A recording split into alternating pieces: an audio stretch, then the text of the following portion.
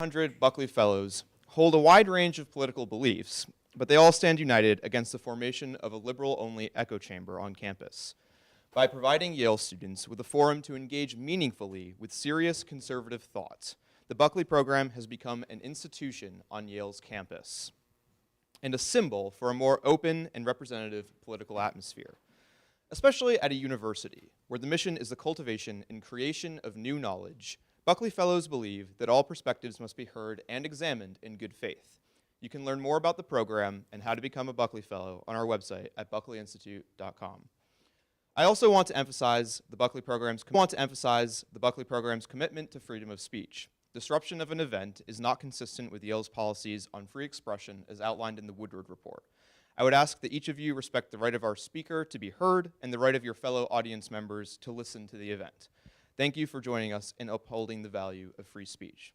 And now, this afternoon's guest. Mr. Karl Rove served as senior advisor to President George W. Bush from 2000 to 2007, and deputy chief of staff from 2004 to 2007. At the White House, he oversaw the offices of strategic initiatives, political affairs, public liaison, and intergovernmental affairs, and also was deputy chief of staff for policy, coordinating the White House policy-making process.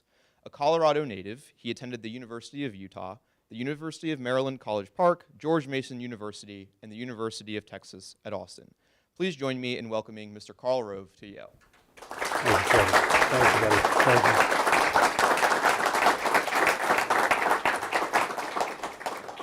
What he forgot to mention is after that long list of universities, I never got my degree. I was in the last generation that could get away with that stupidity, but I do teach at the University of Texas at Austin, and I must say it's a hell of a class that I teach. So if you want to come down and learn about the modern American presidential campaign, come and we'll work your ass off. When I was in college, William F. Buckley came to the University of Utah, and I got to be part of the host committee, and I'll never forget meeting the great man. And I must admit, it was spectacular. We had a local university professor debate him, and as I recall, he didn't do too well. Buckley chewed him up one side and down the other very pleasantly. But afterwards, we went out to dinner with him, and I have to say, part of the luster wore off because he had the worst breath of any human being I think I'd ever met. You may be also unaware that Buckley has a Texas connection. The Buckley money comes from oil in South Texas near Laredo. And back when they hunted Republicans in Texas with dogs, one of the leaders of our party was a woman named Buckley. She was his cousin, and Beryl Buckley Milburn. And it wasn't too long ago that was the case, that Republicans were a distinct minority in Texas.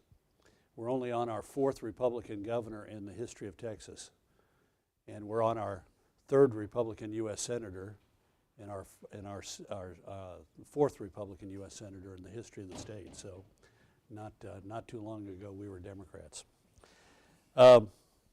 My topic today, and I'm going to speak for a while and then answer or duck your questions. And no, I don't have a whiteboard because they don't travel well, and I'm going to be on the road for 4 days.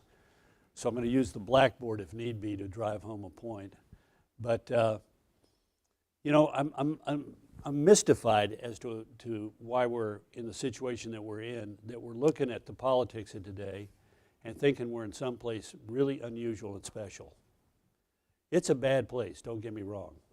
Our parties are broken. Our political system is dysfunctional. We got two of the worst choices we could possibly have. About 60% of the American people don't want either one of these guys running. One of them is angry about having lost the last election. The other guy is just sort of lost. But my point today is to say it's been worse before. And we do ourselves no good by thinking that this is some unusual place that is unique. Some in this room, none of the Yale students will remember, but some in this room will remember when it was bad, when it was worse. We're talking about the late 1960s and the early 70s. Some of you were around then. The peaceful protests over racial integration of the 50s had been met in many places by official response of violence. And by the early 60s, it was coming apart. 1964, Harlem, followed by Philadelphia. 1965, the great riot in Watts, the lurid sky over Los Angeles for day after day as the city was in flames. The long, hot summer of 1967, 163 American cities suffered massive protests and violence. Atlanta, Boston, Buffalo, Cincinnati, Detroit, Milwaukee, Newark, New York City, Portland, Oregon. And then there was April 4th, 1968, the brutal assassination of Martin Luther King, and within hours, 130 American cities are in flames and 47 Americans die in the riots. 2 months later, Robert Kennedy is assassinated in Los Angeles after winning the California Democratic presidential primary. 1968, there was a bigot on the ballot, George Corley Wallace, and he carried 5 states as an independent candidate for president. 4 years later, he ran for the Democratic nomination for president and got 1.8% fewer votes than the eventual winner, George McGovern. Think about that. Our politics was broken. You know, if it wasn't one thing, it was another. Starting in 1965, there were riots over an unpopular war in Southeast Asia. And by 1970, governors were routinely calling out the National Guard in order to return campuses to a peaceful nature. However, it wasn't so peaceful in Kent State when 4 students were killed. And within hours, 350 American campuses were occupied by an estimated 2 million student protesters. In October of 1967, 35,000 protesters tried to shut down the Pentagon. 10,000 protesters were in Grant Park in 1968 attempting to shut down the Democratic National Convention. 4 years later, 10 or 15,000 protesters swarmed Collins Avenue and Miami Beach, Florida, in order to shut down the Republican National Convention.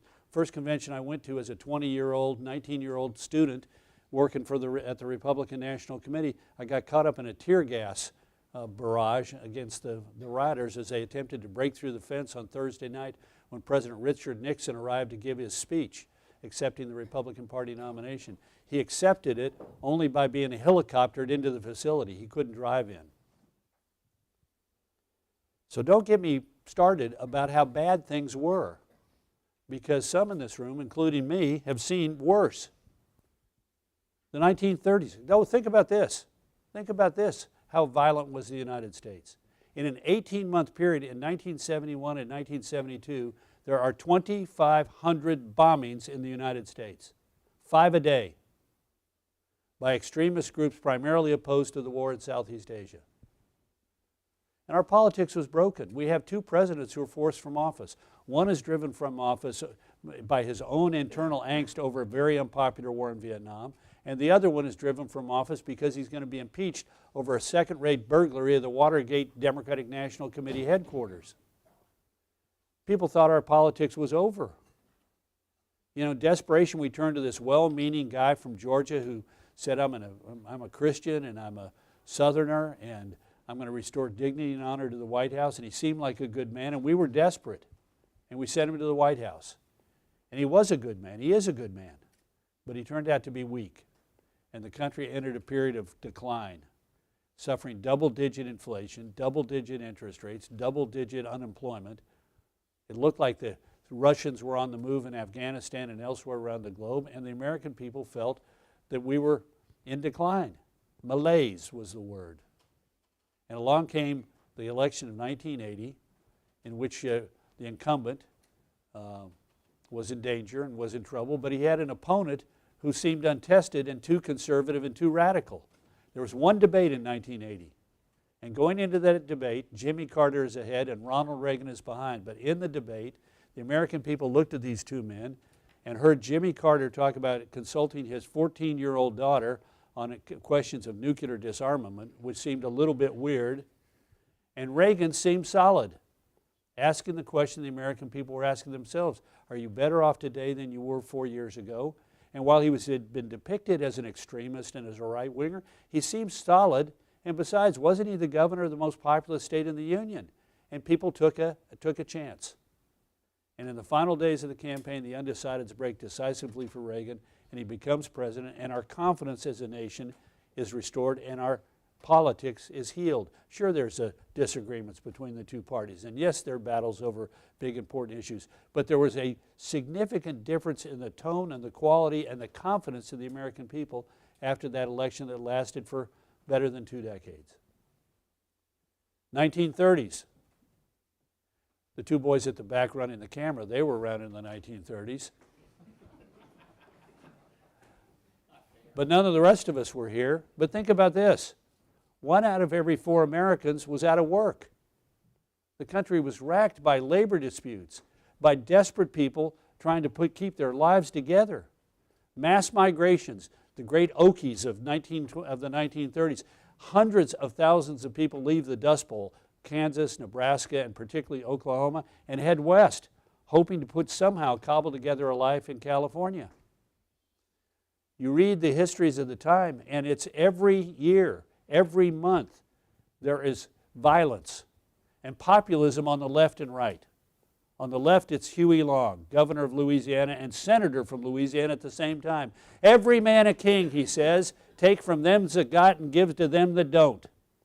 And Father Coughlin, Charles Coughlin, a Catholic priest broadcasting every night from Detroit, 50,000 watts, reaching a nationwide audience, populism on the right. It's the Jews. It's the Jews on Wall Street who are responsible for the condition the country finds itself in. And our politics is racked by the enormous dissent on left and right. Isolationism. The Nazi, the American Bund, has a rally in Madison Square Garden. And the effort to keep America isolated and out of the conflicts in Europe is led by one of the most popular figures of the time, the aviator Charles Lindbergh, the first man to fly across the Atlantic.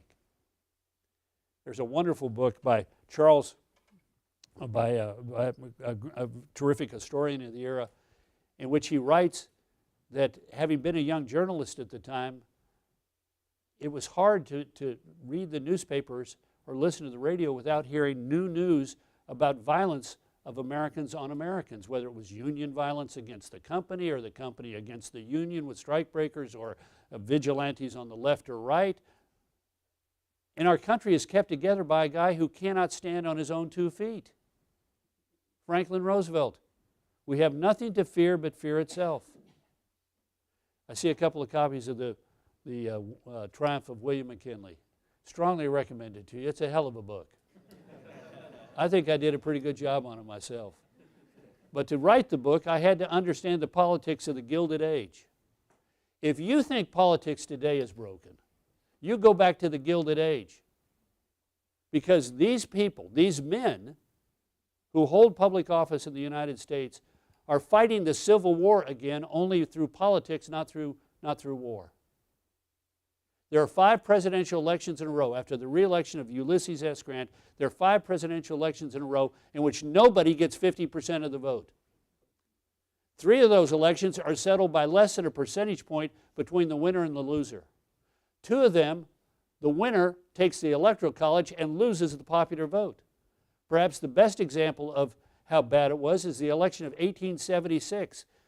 On election night, the Democrat, Samuel Tilden, governor of the state of New York, is ahead by 262,000 votes, which for that time was a huge margin. But there's a question about the votes cast in South Carolina, Florida, and Louisiana, where a majority of the eligible voters are black men, overwhelmingly Republican, and yet all 3 states have fallen to the Democrats. How? By violence that is impossible for the modern mind to understand. And this goes on for decades. In 1896, Mr. McKinley is the nominee of the Republican Party, and 60% of the eligible voters in Mississippi are black men, and he gets 6% of the vote in Mississippi. You do the math. There is no election after 1872 in which people do not die because they are black and want to vote. In 1874, the Democrats take control of the House of Representatives for the first time in 18 years, and they do so by electing 54 former Confederate generals and government officials, including the Vice President of the Confederacy, is sitting in the U.S. House of Representatives. And these men hate each other, and they do anything they can to gain power. Remember a couple of years ago, there was the woman in eastern Iowa who won by 7 votes, Marianna Meeks. You may remember this. Nancy Pelosi was then Speaker, and she said, we may want to empower a special committee, an election committee, in order to look into the election and see if she was properly elected. And then they decided after a couple of days, maybe we ought not to do that. Because in 1984, in the bloody 8th of Indiana, the Republican victor on election night underwent an election challenge and was removed by the Democratic Congress. And it poisoned the well in the House for years afterwards.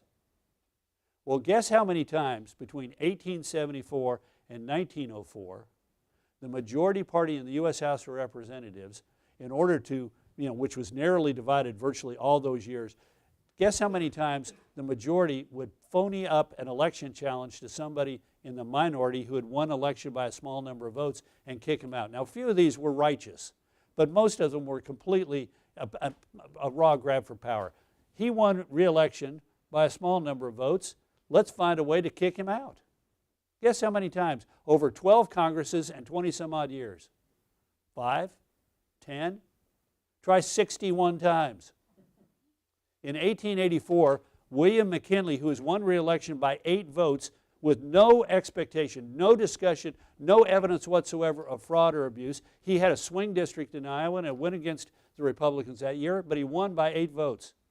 And he is kicked out by the Congress, and the only unusual thing about it is 7 leading Democrats, including the first Democratic Speaker in 18 years, vote to retain him as a mark of respect. This goes on year after year after year after year. In order for the majority to gain greater leverage over the minority, it finally ends in 1904 when Congressman John Soforth of Colorado, a Democrat, stands up and says, I have paid careful attention to the deliberations of the Elections Committee, and I have come to the unfortunate conclusion that in 29 precincts in my district, that members of my party engaged in an illegal and illicit activity that resulted in my inappropriate election to the Congress. I therefore ask you to join me in voting to expel me from the House and replace me with my Republican opponent. He was elected governor 2 years later on the slogan of Honest John. That's what it took to break it. And if you go read the congressional record of the time, you will be astonished. Talk about a dry document, because nothing is getting done. The only things that get done are forced onto the system by exterior events. The President of the United States is assassinated 3 months after he's been sworn into office. And so Democrats and Republicans say he was killed by a disgruntled office seeker. Maybe we ought to begin to do something about civil service reform, and the Pendleton Act is passed. Democratic farmers and Republican farmers are saying the railroads are ripping us off. They're charging too high a price to get our product to market. And so together, Democrats and Republicans set up the Interstate Commerce Commission and railroad regulation. But otherwise, nothing gets done. In 1888, the Republicans take control of the White House and the Senate by 1 vote, and the House of Representatives by 4, 160 to 164. And the Democrats announced that what they're going to do is they are not going to allow a single bill to be passed in the House of Representatives if they can keep it that way. It's not like you got to repeal Obamacare or we're going to shut down the government. It's if we have an opportunity to keep you from passing anything, we're going to do it, and we're going to do it by what was called the disappearing quorum. If a couple of Republican members were absent, the Democrats would do a nose count and say they're not an absolute majority of members here today voting on the Republican side. And so as soon as the vote was cast, they'd raise up and say, Mr. Speaker, we do not believe a quorum is present. We call for a roll call. The roll would be called. No Democrat would answer the roll call. And as a result, there wouldn't be an absolute majority of the House voting in favor of the measure, and it would be going down. And this went on in October. Back then, they were civilized. Swear them in March. No air conditioning in Washington. Send everybody home. Have them come back in October and November, and when Washington cooled down, and have them then vote. So in October of 1888 and 1889 And November and December and January of 1890, virtually nothing gets passed through the House of Representatives because they keep having a disappearing quorum. On the 29th of January, 1890, Thomas Brackett Reed, the Speaker of the House, has had enough. 6 foot 3 inches tall, about 300 pounds, looks like a bowling pin with a walrus mustache painted on it. One tough customer. He's had enough. So he tells the Sergeant at Arms, when we have a vote on kicking out a Democrat member of Congress from West Virginia who is only there because the Democrat governor interpreted 2 votes in a precinct as being 12 votes, thereby giving him a victory by 7 votes. He said, we're going to kick him out, and when I call for the vote, take up arms at the doors of the House chamber, the same one that you see during the State of the Union, and do not allow a single member to leave after the vote. So they have the vote, they kick out the Democrat from West Virginia, a Democrat stands up from Kentucky and says, Mr. Speaker, I don't believe a quorum is present. They call the quorum. There's not an absolute majority of Republicans in the chamber that day, and Democrats are exulting because they've now flummoxed them once again. And at that, the Speaker says, I direct the clerk to show Mr. Jones present, Mr. Smith present, calls out the name of every Democrat on the floor who's not voting, and has the clerk show them. All hell breaks loose. Every Democrat makes a run for the exits. One gets out. Constantine August of Rusk County, Texas, beats the crap out of the Sergeant at Arms and uses his cowboy boots to kick out the slats of the door and make good his escape. The Kentuckian who called for the roll call stands up and screams at Reed, under God and the Constitution, you have no right to count me present without my permission, to which Reed carefully and coolly replies, the chair is merely stating the facts. Does the honorable gentleman from Kentucky deny he's present upon the floor? This kicks off a 2-day-long debate over whether or not the Speaker of the House has the authority to do this. The tone is set by another Texan. William Henry Hattie Martin fought the entire Civil War with the famed Hood's Brigade. 6 foot 6 inches tall, thin as a rail, mean as a snake. He stands up on the floor of the House, points a bony finger at Reed, turns to his fellow Democrats and says, if any member will order me to remove this dictator from his position of power upon the podium, I will do so by force forthwith. Reed says, the honorable gentleman from Texas is out of order, and moves on. Congressman Byram of Indiana stands up, and Democrat and floor leader begins to harangue Reed. Martin is pissed off. He comes up and stands on the steps right below the Speaker's podium and begins to, while Byram is speaking, he begins to hassle Reed. Tyrant, sir, tyrant! Reed pays him no attention. Finally, he stalks off saying he doesn't have any fight in him. The next day, the debate begins with Martin taking a position right in front of the Speaker's podium, right there, pulls out his 16-inch-long Bowie knife and proceeds to methodically sharpen it on his boot sole in order to menace the Speaker of the U.S. House of Representatives. Now, correct me if I'm wrong, I do not remember Nancy Pelosi doing that with her stilettos when she had lost the speakership. I just don't.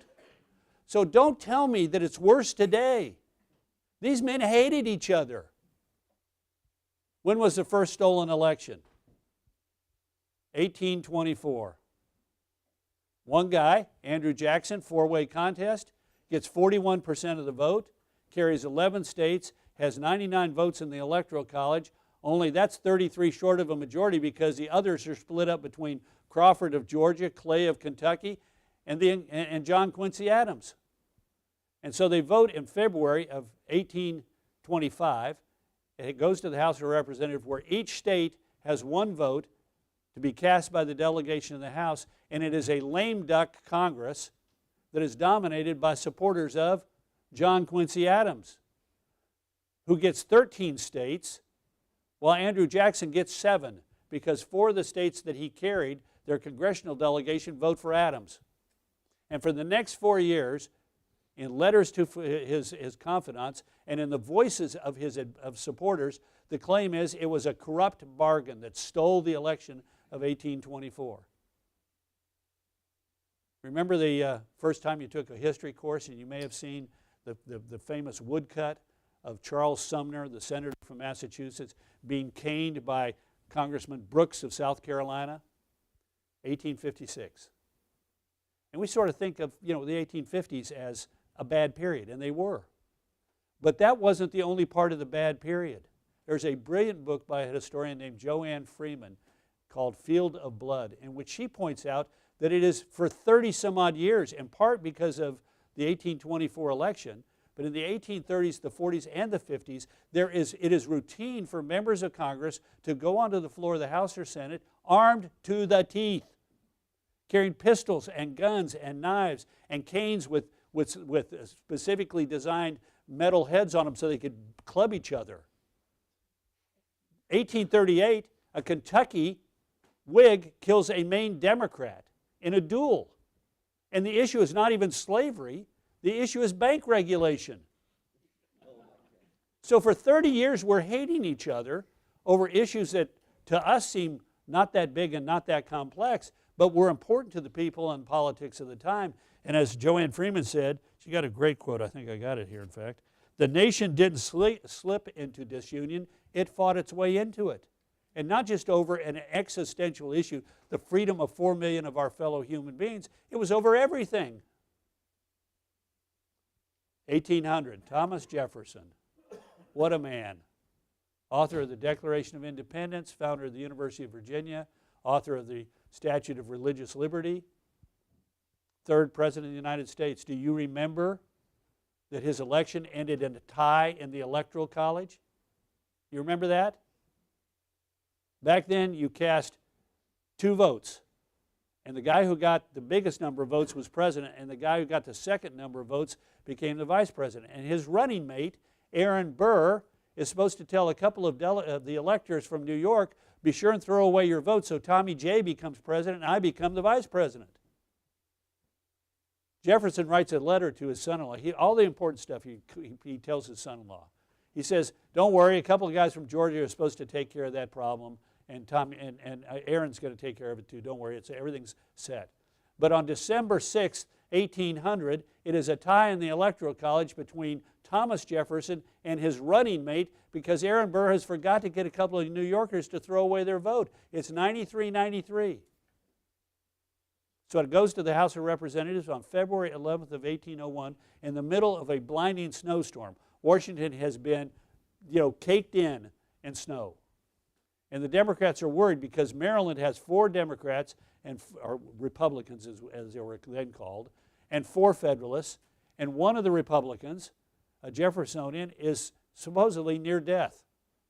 Joseph of Maryland says, I'm going to vote no matter what, and insists upon being carried on a stretcher 2 miles through a blinding snowstorm and installed in a committee room next to the House floor to be dragged out to vote, to deadlock Maryland and keep it from going for Burr, who's trying to steal the presidency from his ostensible chief. They vote 27 times starting at noon. They vote almost every hour on the hour through the night and through the morning until noon the next day. And every one of them is inconclusive because Maryland is deadlocked, Vermont is deadlocked, South Carolina is deadlocked, and Burr is looking pretty strong. They decide on the second day, let's slow this sucker up. Let's see if we can't come to a resolution. 6 days more, they vote, and on the 36th ballot, it finally breaks, and it breaks by the unlikely intervention of an unlikely figure, Alexander Hamilton, who's earlier written a letter to George Baird, the Federalist congressman from Delaware, to say, I hate them. I hate them both. But at least Jefferson has, quote, a concern for his own reputation, while Burr is, quote, a man of extreme and irregular ambition. And if we vote for Burr, quote, we must share in the blame and disgrace that will follow. And on the 36th ballot, Baird says, I'm walking out of here and not casting Delaware's vote. He convinces his colleagues in Vermont and Maryland and South Carolina to throw in the towel. And on the 36th ballot, Thomas Jefferson is elected President of the United States and sworn in 14 days later. But at least he had 14 days. Remember me mentioning 1876? The election of 1876 is settled by a commission. The House of Representatives says, we don't even want to touch this thing. It's so divisive. So we're going to empower a special commission to decide who won the Electoral College votes of Florida, South Carolina, and Louisiana.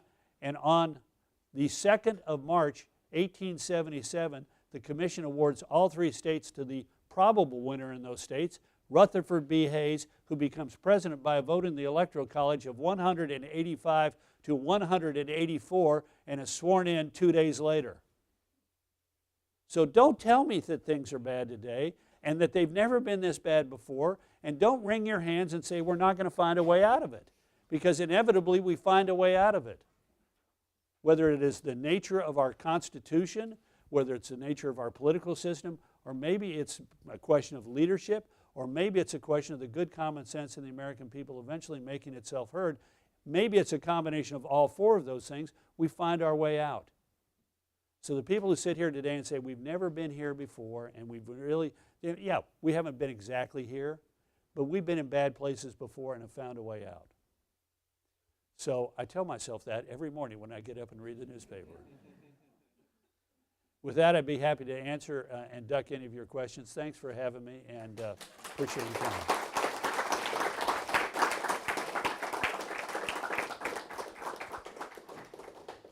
We now have some time for Q&A, so if you'd like to ask a question, please raise your hand. I'll come bring the mic to you. Please keep your questions brief, because there's a lot of people, I'm sure, that have questions.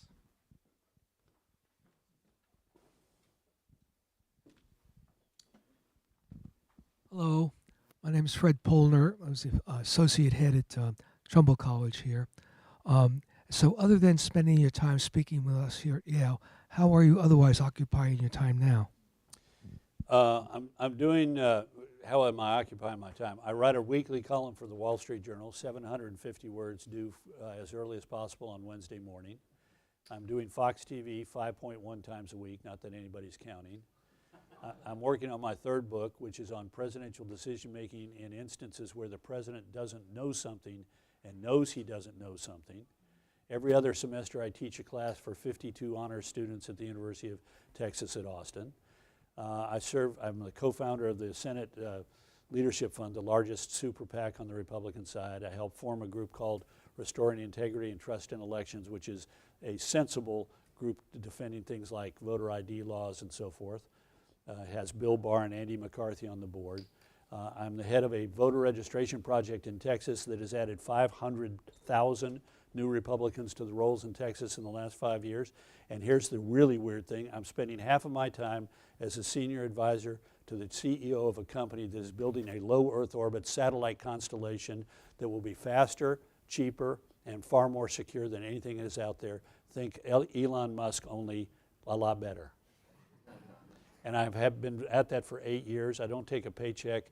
I told the CEO I want stock and options, and I told him I really like the stock and options, but I want the movie rights even more, because the story of this Leo involves Chinese spies, hypersonic weapons, German scientists and engineers, an eccentric Irish entrepreneur, a bunch of nerds from the telecom industry, weird people with lots of money, and a special unit of the FBI Counterterrorism Division, and the Royal Duchy of Liechtenstein. So anyway, you'll learn more about it as time goes on, but it's a hell of a lot of fun.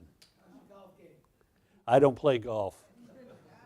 I used to play golf, not well, badly, and the then governor of Texas said, why don't you come out? You know, a friend of his and a friend of mine, Jim Francis, was coming down from Dallas, and he said, why don't you come? And Jim's bringing his 10-year-old son, Jimmy, and why don't you come and play golf? And so I was paired with the then governor, George W. Bush, and we went out and playing golf, and Jim was with his son, Jimmy, and the rest of the foursome. And about the 3rd hole, the then governor said to me, go back and play with the 10-year-old, you're terrible.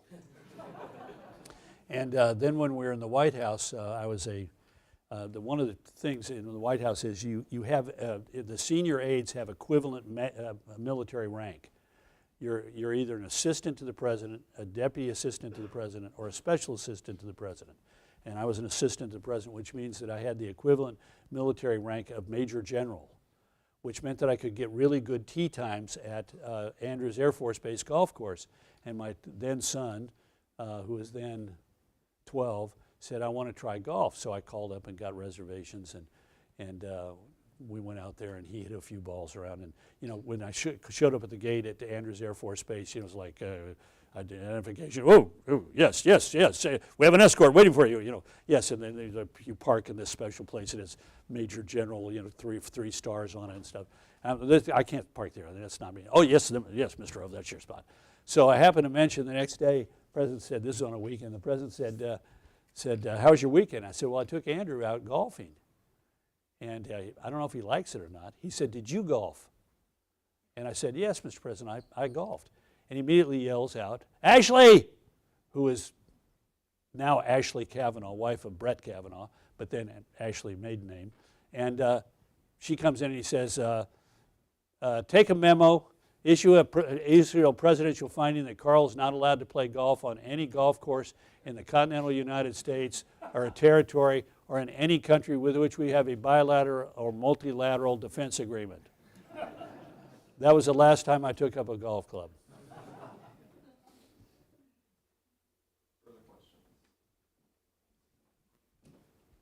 Hi, thank you for the amazing talk. Hi, thank you for the amazing talk. I'm Eric. I'm a fellow here at Buckley. My question was, what was your most memorable policy-making experience? Thank you. That's a hard one to answer because the years that I was the Deputy Chief of Staff for Policy were really hard for me because I couldn't express an opinion. My job was to get a process going where people would speak candidly about what they thought about an issue. And I had to be the neutral guy. Now, I got to express my opinion at the end, but this may shock you, but I tend to have an opinion. And so having to stifle myself was a challenge. I really enjoyed it. But I mean, that was one of the great things. Senior aides to the White House, senior aides to the President, their tenure is an average of 18 months. I was there 7 years. I had colleagues who stayed all 8. And one of the reasons was it was such interesting work. And the President of the United States went out of his way to make it thus. Because he knew one of the things was that place is awful powerful. I'd have members of Congress sitting in my office and they'd be saying, you people are screwing it up. The President's, I can't believe how bad you're handling this issue, and so-and-so's a complete moron. And if I had 5 minutes with the President, I'd tell him what he's doing wrong on this. And I'd say, well, he got a free ride now. Why don't we go across the hallway and say hello? And they'd walk in and, hi, Mr. President, how you doing? How's Barney? Oh, Laura looks great, Mr. President. You're looking great. No, just happened to be here talking with Karl, you know. Nothing on my mind. You're doing great, Mr. President. You're doing fantastic. I'll tell you one. Putin. Putin comes to the White House. First time that we knew that he'd ever been there. He may have been there before. But my office was right next door. There are only 2 meeting rooms in the West Wing.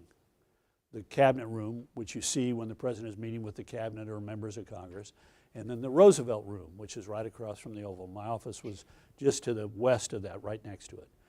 And Putin is in there. This is when he is supposedly the number 2. You know, he's got Dmitry is in there as the leader of Russia, and he's like the number 2. So, which is obviously not true, but he's in there, and the guy's about this tall, and he's like Tony Soprano with no charm. Strutting around, you know, like, hey, I'm cool. He speaks impeccable English, but doesn't like to let you know that. So he's in there in Russia. He's mocking. I know just enough Russian to know that he's mocking. He's pointing at Theodore Roosevelt, and Theodore Roosevelt's Congressional Medal of Honor hangs on the wall in the Roosevelt room, and he is mocking it. And the diplomatic aide opens the door. There's a door. There's a door there, which people come in and out, door there, people come in and out, and there's a door over in the corner of the room which literally leads right across the hallway into a door into the Oval. So the diplomatic guy comes and says, Mr. Putin, the President is ready to see you, and they take him across the hallway. Now, I didn't follow him, but the President told me later he walks into the Oval Office for the first time. There it is, the beautiful Oval Office. Got the HMS Resolute desk given to us by Queen Victoria, used by every president except one since. Beautiful sort of cream-colored, butter-colored rug with the Great Seal of the United States. Floor-to-ceiling windows on the south and the east side looking out on the rose garden that's in bloom. The south side, you can see the Washington Monument, and if you step a couple of steps to the left, you can see the Jefferson Memorial and a beautiful National Mall. And there's, beautiful fireplace, the picture of George W. the First, and and it's beautiful. And Putin is overcome and says, "Oh my God," in English. That's what the place is like. And that affects decision making. So when I was the deputy chief, one of the things you had to do was keep your opinion to yourself because you're in charge of the process. And Bush wanted to be in a place where people would come in and sit in front of him, 2 couches, and there'd be Condi Rice on one of them arguing blah blah, and there'd be a deputy from level 3 of the Department of Widgets and Gadgets on the other one, and we'd be discussing some esoteric trade issue. And if the deputy numbered level 3 did a good job of making their case, the president would say, "You did really good." And as a result, that person would spend the next 6 months giving, let me tell you how hard I'm going to work. But that was the most interesting time I had, but it was also the toughest.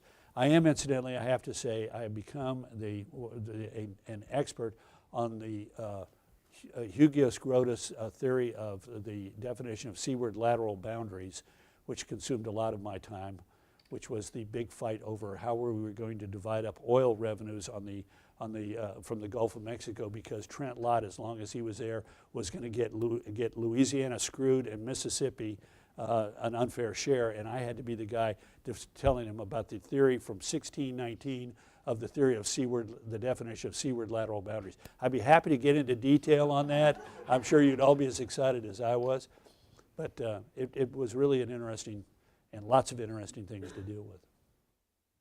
And strange things.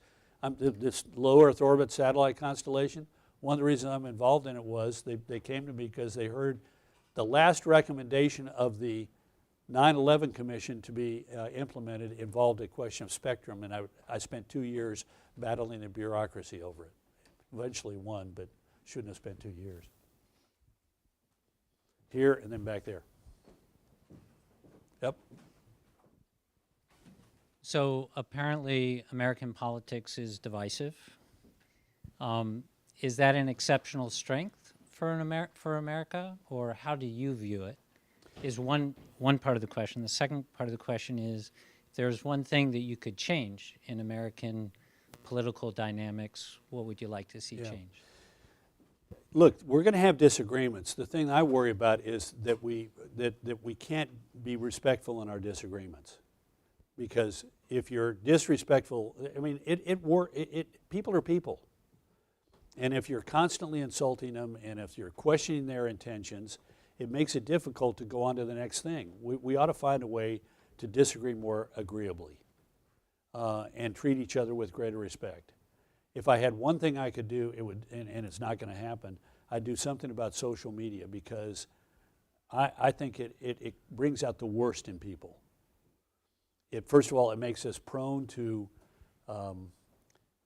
incredibly stupid rumors. There was a vote this weekend at CPAC, and something like 70% of the participants in the straw poll said Michelle Obama is going to be the Democratic nominee. We've got this weird theory running around that Michelle Obama is going to be the nominee of the Democratic Party. I literally got summoned to the White House on May 20th of 2020 to tell Donald Trump, President Trump, that he should go ahead and attack Biden and not buy off on the theory that if he attacked Biden too much, that Obama was going to step in and replace Biden as the nominee with Andrew Cuomo, and Michelle Obama was going to be his running mate. And I'm sitting there telling the President of the United States, Mr. President, that is just simply insane. First of all, Barack Obama and Joe Biden don't like each other. Just go read Joe Biden's White House memoir and see what he thinks. And Michelle Obama, go read her memoir. She hates politics. She didn't want her husband to run for state senate or U.S. Senate or president, and the idea that she would somehow say, I'm going to be a candidate for vice president of the United States is absurd. But this is what social media does to us. Let me just tell you, Taylor Swift is not engaged with that, that guy on the football team because she wants to get Joe Biden elected. She likes the big football guy. I mean, it's like, please. But social media seems to bring out the worst. I tend not to read. I have 600,000 Twitter followers. Who are these people, and when are they going to get a life? And I don't read my feed because I go on there and somebody is saying something incredibly insulting and weird, and it's like, I don't have time for you.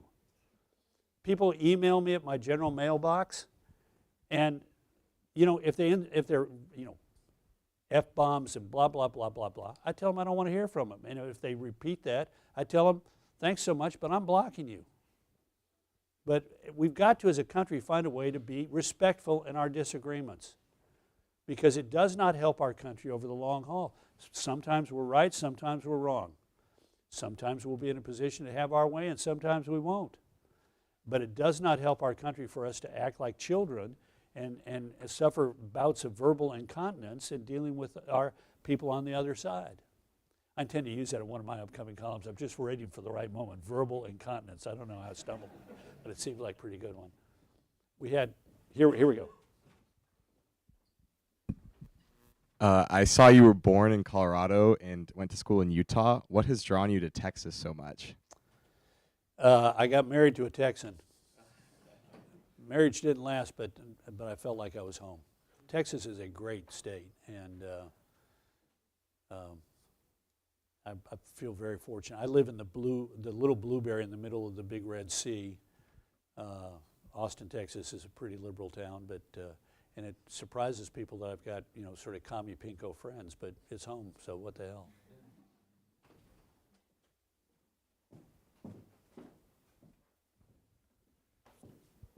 Incidentally, I was born in St. Joe's Hospital December 25th, Christmas baby, and same hospital that John Kerry was born in, and it irritates him every time I remind him of it when I run into him. Do you remember we were born in the same hospital? Yeah. I said, yeah, I remember you. Thank you very much, Mr. Rove. I just wanted to talk quickly about former President Bush. Wanted to see if you've been keeping in touch with him lately and what he's kind of been concerned about besides maybe painting. So the simple answer is yes. And I can tell his mood because the earlier in the day that he texts me or calls me, the more riled up and agitated he is. And the last couple of weeks have been 6:30 a.m.s. So yeah, no, we stay in touch. And he is painting. I'll tell you a story about the painting, but more important than that is he's doing a lot with veterans. There's probably not a week go by that he doesn't see veterans, whether it's wounded warriors or families of those who lost someone. He takes it very personally, sees it as an ongoing responsibility. So he spends a lot of time with veterans. He's very active in things that have to do with AIDS in Africa, PEPFAR. 25 million people are alive today in Africa because of the generosity of the American people in providing them drugs through PEPFAR. And this is particularly important to him. He's also, look, he doesn't want to, his attitude is, he'll get it right and we'll both be dead, so who cares about it? So he's not out there trying to, sculpt his, the vision of him, which saves him a lot of time. But also, he wants to do something to inspire younger leaders. So there's a program called the White House Fellows Program, which is really terrific. I used to be on the regional selection committee for the White House Fellows Program, and worked with a number of them at the White House, but it's limited. So he got together with his dad's library and with the Johnson Library and convinced Bill Clinton and Obama to join them, and they now have a presidential leaders program, a presidential fellows program for young leaders that's not as onerous as the White House Fellows. White House Fellows, you literally leave, you have to leave what you're doing, whether it's your profession or whatever, and go to Washington for a year. And this program, you have to take time off in order to go to the libraries for sessions on leadership, but he's very involved with those young leaders. And he's involved politically, but behind the scenes. He just doesn't think it's seemly for a former president to be out there trying to scream and shout and dance about. So he talks to people when they call him. He welcomes seeing them, gives them candid advice, and but he's not, he's a very content person that doesn't feel like I need to be in the front page of the newspaper, which is, I think, a healthy sentiment. So I was a bachelor, very terrible bachelor for a while, and I got remarried. And my wife is a particular favorite of 43 and Laura's. And we had a gigantic wedding, 3 people, me, my son, and Karen. And but we did have 80 people for dinner. So we sent an invitation to the former president, not expecting that he would come. And I get a phone call. Got the invitation. Don't know what she sees in you, but we're coming. Will you do me a favor? Get Beth, his barber, come to the country club half an hour early. I need a trim. His barber's in Austin. He lives in Dallas. Figure it out. And okay, we'll get that done. He says, and going to give you a gift. I got a gift for you. I said, Mr. President, not our first, not registered anywhere. Just come. Don't worry about the gift thing. He said, no. Now remember, this is like 12 years ago. So we are talking a lot because I was on a board doing some stuff with the library, and so we're talking a lot. And he says, you don't know this about me, but I've taken up painting, and I'm really good at painting dogs. I'll paint your dogs as a wedding gift. Now, back then we had 2. And so for the next 10 days, I'm getting stupid emails. I need a picture of Nan and Bob from the right. I need Nan and Bob from the left. You say Bob's a chocolate lab? This isn't chocolate. I need Nan standing up. I need Bob lying down. Bob, whose original name was Reba McIntyre. There's a story there, but anyway, forget. So finally, after about 10 days, I get this email from him saying, making really good progress. Think you're going to like the final product. And I emailed him back and said, thank God you didn't follow Churchill and take up Brick Lane as well. So wedding comes. He shows up half an hour early to get his haircut, walks in with this gigantic, elaborately wrapped package, and doesn't say anything. Puts it over there on the corner on the desk and gets his haircut. And we're chit-chatting about things, and Laura's there, and Karen, and then we go into the reception, and people are arriving for a drink, and he literally puts it on a table so that everybody sees it but doesn't say anything about it. And everybody's getting a drink, and it's time to go into dinner. And so, of course, he does the, and got a little something for the bride and groom. Karen, don't know what you see in him. And Karen opens up the package, and it's elaborately wrapped. He's apparently got an infinite supply of White House gold, wrapping paper. But anyway, she opens it up, and we've got our White House photographer friend Eric Draper's taking pictures, and he gets the picture, and it's Karen opening up, and it's like, wow, that's really good. And I'm standing next to her, and I'm like, shit, that's really good. And he's standing about 5 feet away, hands in his pockets, shoulders sort of slumped over, and you can just read the bubble above his head. I'm good. I'm really good. And you didn't know it, did you? Anyway, I now have 5 Bush paintings, and I had to get them insured. I pay almost as much on the insurance on those as I pay on my house. And anyway, grateful for it.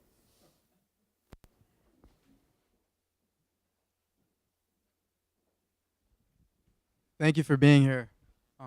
So I'm an undergraduate, and a lot of us are trying to figure out what our life's task is to be. When did you know that you wanted to enter the political arena? Was there a specific moment? I can't remember the moment, but it's always been there. Remember the first time you had to write a paper in your first civics or government course in like the 5th grade? Our 3 branches of government, or the Declaration of Independence. I wrote my thesis on the theory of dialectical materialism. I didn't know who this guy Marx was, but it seemed to me he was an awful bad guy. So I've always been interested in government and history and politics. And like a lot of you, I suspect, you're affected by a teacher, and I was. Eldon V. Tolman. He was my high school teacher. He was everything I was not. He was a Democrat. I was a Republican, though I come from a very apolitical family. He was a Mormon, and I was in a high school with 95% Mormons, and I was a Presbyterian. And I was not cool. May be hard to figure that out, but I had hush puppies when they weren't cool, and I had a briefcase and a pocket protector and, nerd. And I took one course from him, and he was really tough, and he was very formal. Called everybody by their, Mr. Smith, Miss Jones. Never called you by your first name. And I signed up for a second course from him, and he said, Mr. Rove, everyone in the course will be able to achieve an A by satisfactory completion of the coursework, except you. If you want to get an A, and that's about all I had going for me, you must get involved in a political campaign. So I went down to the headquarters of our U.S. Senate candidate in Utah, and showed up at the headquarters, and there was a guy there, and he looked ancient, but he probably, in retrospect, was in his late 30s. And he said, "What are you doing? Why are you here?" And I said, "Want to get an A, and here's what my teacher told me." And he said to me, "Do you know what a nail gun is?" I said, "I have no idea." He showed me what a nail gun was, and I spent that Saturday nailing yard signs in the back giant room in the headquarters. He said, "Good work. Come back next week and bring a couple of your pals." So next weekend, I got a couple of my fellow nerds to go, and we spent the day doing that. He said, "Great. You're the chairman for your high school of students for Bennett. And come back next week and bring a few more nerds." So we all showed up the next weekend. He says, "You're the county chairman of students for Bennett." And we ended up having a lot of fun. So some people came in from the Republican National Committee to sort of check out the campaign, and they saw us doing our stuff. And so 2 years later, between my freshman and sophomore years in college, I got a call from the Republican National Committee saying, "Would you like to go to Illinois and organize college students?" I was 19 years old, and I got my first paid job in politics. All because Eldon V. Tolman said, "If you want an A." And fast forward a few decades, and I'm sitting in the West Wing of the White House, and the president says, "We got to withdraw our nominee to be ambassador to Belgium, and we better come up with somebody who can be nominated and cleared quickly, because we're in the war on terror, and Belgium is the host country for NATO and for the EU, and so the ambassador to Belgium is sort of like part of a triad: the ambassador to NATO, the ambassador to the EU, and the ambassador to Belgium. And our ambassador to Belgium has the nice residence, so that's where they do a lot of their coordinating. So you got to have somebody who's smart and able and to do it." And he said, "You got any ideas?" I said, "Yeah, I got an idea." I said, "Here's a guy I know. He was a respected chief of staff for a U.S. senator, and then became an aide to President Ford, and then he went off and became a lobbyist, and he has advised Reagan, your dad, and you. He has taken a step back from his lobby practice in order to be the unpaid Sherpa to take difficult nominees through the process to get them confirmed by the U.S. Senate, because he's so well respected. And he just finished getting your second U.S. Supreme Court nominee approved, Samuel Alito. I think he's sort of semi-retired, and wouldn't it be a great signal if you chose him, because that would sort of say, if you step back from making money all the time and serve your country and are a straight shooter, always telling people what you think, not what you think they want to hear, there might be a reward for you." He says, "Great, call him up." So I called up Tom Korologos, the guy who said, "You know what a nail gun is?" and said, "Tommy, you want to end your career as ambassador to NATO. Politics is about payback, and it's not the payback of I'm going to get you, it's the payback of trying to find a way to give somebody a chance to participate in the great drama of our democracy." And Tommy Korologos did that because Eldon Tolman told me if I wanted to get an A to go get involved in a campaign. He's 95, just lost his wife. He's a terrific human being, and did a great job as our ambassador. Yeah. If you all join me in thanking Mr. Rove for being here.